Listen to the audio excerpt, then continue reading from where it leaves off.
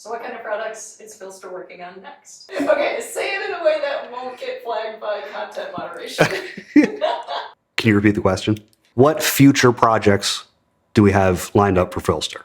I can't go into specific detail, but I can tell you that it's cool.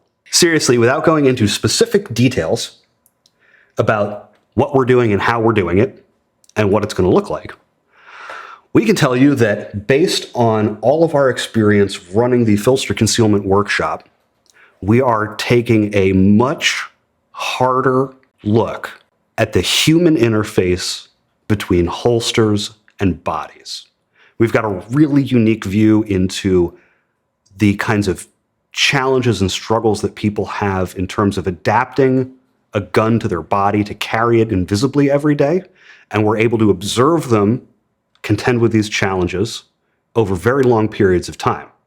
You know, most customer interactions from most companies are you sell a holster, you give them some, maybe, initial support with their purchase, and then you really never hear or see from them again. But having the Concealment Workshop allows us to really follow people through this journey and get a great high-resolution view of what's going on with people and how they interact with their holsters.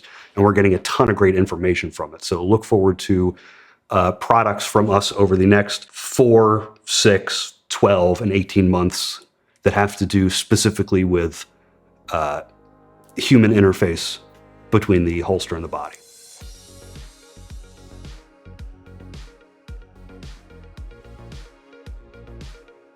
Which Enigma do you use, and do you have any customizations? Oh, well, I just happen to have it handy right here.